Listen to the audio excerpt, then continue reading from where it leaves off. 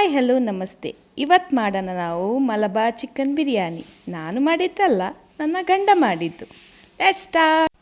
ಮೊದಲಿಗೆ ನಾವು ಅರ್ಧ ಕಿಲೋ ಚಿಕನ್ ತೊಗೊಂಡಿದ್ದೀವಿ.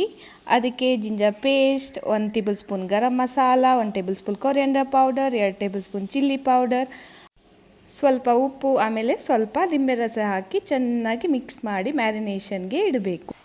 ನೆಕ್ಸ್ಟ್ ನಾವು 3 ಕಪ್ ಬಾಸ್ಮತಿ ರೈಸ್ ತಗೊಂಡು ಕ್ಲೀನ್ ಮಾಡಿ ಅದನ್ನು ಹಾಫ್ ಆನ್ ಅವರ್ ಇಡಬೇಕು. ನೆಕ್ಸ್ಟ್ ನಾವು 4 ಈರುಳ್ಳಿ ಇಡಬೇಕು, 2 ಫ್ರೈ ಮಾಡೋಕ್ಕೆ, 2 ನಾವು ಚಿಕನ್ ಗ್ರೇವಿಗೆ ಹಾಕೋಕ್ಕೆ.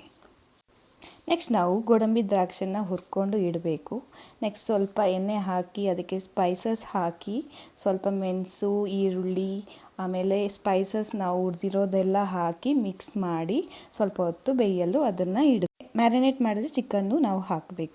ಲೋ ಫ್ಲೇಮಲ್ಲಿ ಬೇಯಲು ಬಿಡಬೇಕು. ನೆಕ್ಸ್ಟ್ 2 ಈರುಳ್ಳಿ ತೊಗೊಂಡಿದ್ದನ್ನು ಗೋಲ್ಡನ್ ಫ್ರೈ ಆಗೋ ತನಕ ಇಡಬೇಕು.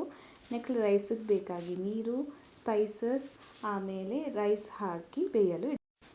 ನೆಕ್ಸ್ಟ್ ಲೇಯರಿಂಗ್ ಬೇಕಾಗಿ ರೈಸ್, ಚಿಕನ್, ಆಮೇಲೆ ಗೋಡಂಬಿ ದ್ರಾಕ್ಷಿ ಹಾಕಿದ್ದು, ಈರುಳ್ಳಿ ಹಾಕಿದ್ದು ಲೇಯರಿಂಗಿಗೆ ಹಾಕಿಟ್ಟು ಅದಕ್ಕೆ ಸ್ವಲ್ಪ ಕೊತ್ತಂಬರಿ ಸೊಪ್ಪು ಹಾಗೂ ಮಿಂಟ್ ಲೀವ್ಸ್ ಹಾಕಬೇಕು. Our chicken is ready. Thank you ಗಂಡ. Everyone must try.